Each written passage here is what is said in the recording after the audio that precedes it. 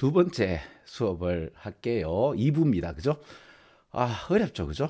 자, 우리는 세상을 인식을 하는 데 있어서 분류하게 되고 일반화하게 되는 것이고 자동적으로 일어나서 우리의 생각에 체계를 주는 것이 바로 분류고, 분류하지 않으면 난장판에 어떤 슈퍼마켓을 보게 되고 우리는 못 견딘다. 이게 뭐고 정도로 보시고, 자, 그런 것처럼 우리는 이 인식의 분류가 일어났을 때 언어도 마찬가지로 우리 인식의 기회를 따라서 우리의 인식을 표현할 수 있는 툴이 언어고 말이고, 그래서 우리는 그 분류를 통해서 세상을 갖다가 체계적으로 받아들이는 존재인데, 세상은 이게 체계적으로 되어 있는지 아닌지 모르죠.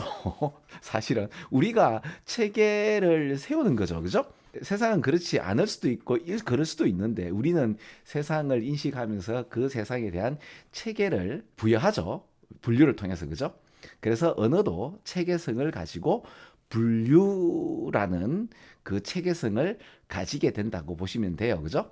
그리고 우리는 그 인식을 언어로 만들고 그 언어를 학습하게 되면서 다시 인식을 좀 더 확장하죠. 그래서 왜 저 수능에서는 메타버스라는 새로운 세계가 열리죠. 그럼 우리가 뭐가 필요해요? 일리얼리즘이라는 새로운 워딩이 필요한데 그 개념이 수능 문장에 나왔었죠. 근데 이게 좀 해석이 엉망으로 나와서 대부분 못 알아먹도록 돼 있죠. 그죠? 한국말을 읽든 영어로 읽든. 그렇죠. 자, 아무튼 보세요. 또 이 개념을 좀 알아야 되는 게 우리의 인식의 해상도보다는 언어의 해상도가 좀 떨어지긴 해요. 이걸 이제 도가도 비상도라는 이야기도 있었고 뭐 여러 가지 얘기가 많죠. 그죠? 세상을 안 그래도 제한된 감각으로 보는데 그 해상도마저 떨어지는, 인식보다 해상도가 떨어지는 언어를 가지고 또 인식을 묶다 보니 어떻게 돼요? 세상을 왜곡되게 볼 수 있죠. 그러면 어때요? 답이 이 문장은 3번인 게 확실하게 보이지 않나요? 인식의 확장만큼이나 언어가 필요하고 이것이 우리가 기능하는 하나의 툴인데 이것 때문에 오히려 세상을 왜곡되게 볼 수 있다 그러면서 계속 이제 왜곡된 세상에 관련된 이야기가 이렇게 나온단 말입니다. 그리고 이제 여기 고등학교 3학년 같은 경우는 우리가 세상을 보는 인식이 분류를 통해서 이렇게 자동적으로 그러니까 일어나고 그 분류되지 않은 어떤 사물을 볼 때 우리는 못 견뎌야 하고, 그러다 보니까 이제 인식이 그러니 언어라는 것도 그 인식의 따라쟁이니까, 왜? 인식의 표현이 언어니까 그 언어를 배우는 데 있어서 개하고 고양이를 언어로, 그죠? 인식은 벌써 개하고 고양이를 구분한단 말이에요. 왜냐하면 우리는 빅데이터를 근거로 한 학습이 아니라 스몰 데이터 베이스드 러닝 시스템이죠. 그죠? 네.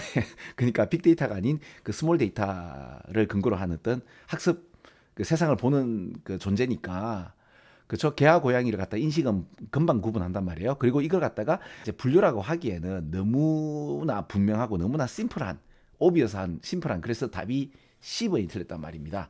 그렇죠? 근데 이걸 갖다가 이제 언어로 얘기할 때는 이건 개야, 이건 고양이야라고 말을 붙일 수가 있는데, 개하고 고양이를 사실은 왜 IBM에서 1950년대부터 지금까지, 아니죠, 그러니까 AI가 생기기 전까지 그 어셈블리어로 이제 개하고 고양이를 구분하려고 삽질을 했단 말입니다. 그죠? 뭐 그런 얘기들처럼 그 개하고 고양이를 언어를 얘기할 때는 인식은 구분했지만 언어는 어떻게 해요? 보세요. 고양이를 개라고 부르는 미스테이크, 이제 그 실수를 갖다가 언어를 숙련하기 전까지는 이런 어떤 실수를 범하지만, 그렇죠? 그러나 이제 세상을 분류를 통해서 인식하게 되고 그 분류 인식 체계가 이제 언어로서 표현되면서 그 언어를 학습함으로써 다시 우리의 인식을 또 한 번 더 재정립한다 그러나요? 그래서 최근에 우리 왜 수능 문장에서 이런 게 나왔었잖아요. 수능인가 모의고사에 보면 왜 은행 강도 이야기가 나오잖아요. 그죠? 은행 강도 영화를 보여주고 그 은행 강도의 얼굴을 갖다가 인식하게, 그러니까 얼굴 인식을 하고 이제 실험군 테스트 그룹은 그 얼굴 인식한 것을 말 표현을 갖다가 10분 동안 하고, 그 다음에 이제 대조군인 B 그룹은 은행 강도 얼굴을 보여주고 이제 딴짓하는 그 대조군이 있었고, 그리고 폴리스 라인업에 비슷한 사람을 줄 세워놓고 범인을 찍으라 했을 때 그 얼굴을 보고 말로 표현을 10분 동안 한 테스트 그룹은 30한 6%? 그러니까 이게 뇌는 확실하게 인식이 딱 됐는데 말로 표현하니까 어떻게 돼요? 그 인식이 좀 산으로 가게 되죠. 그러니까 한편으로 우리는 어떤 걸 내 생각을 하게 되고 그걸 글로 쓸 때는 그 나의 인식이 글로 정리가 되는 걸로 착각하지만 사실은 조금 다르게 변형이 되는 거죠. 그런데 한편으로는 더 잘 매끄럽게 표현되어지는 거라고 보면 돼요. 그죠? 근데 이제 딴짓하는 데서는 이게 70%나 60%나 하여튼 상당히 좀 이상의 어떤 그 어떤 데이터 값이 나왔다는 게 수능 문장에 나왔었잖아요. 아니 이제 모의고사 문장인가? 하여튼 있었어요.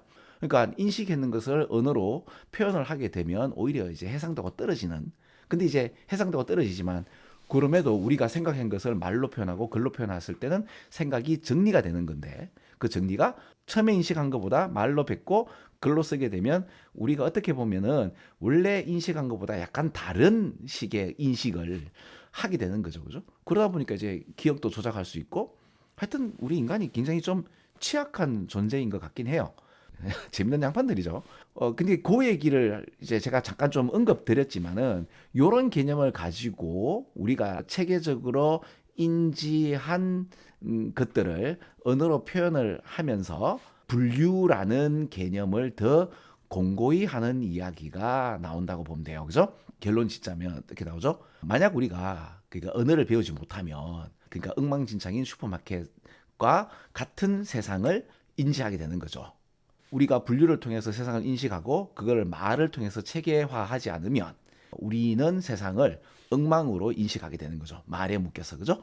분류라는 인식을 학습한다는 것은 언어의 가장 핵심에 놓여 있는 바로 그 체계성. 요거 재밌죠? 체계성이라는 이 표현을 갖다가 제가 빨갛게 칠하는데 요 얘기가 그대로 고등학교 2학년에 뭐라고 나오죠? 우리가 분류하게 되고 말을 하게 되었을 때 우리 생각에 체계를 준다고 하잖아요. 그죠? 어때요? 이게 좀 재밌어야 되는데 그렇죠? 근데 자꾸 수능을 하게 되면 그러니까 한편으로는 이런 문장 영어로 공부하는 것 자체가 우리 고등학생들 와 대단한 겁니다.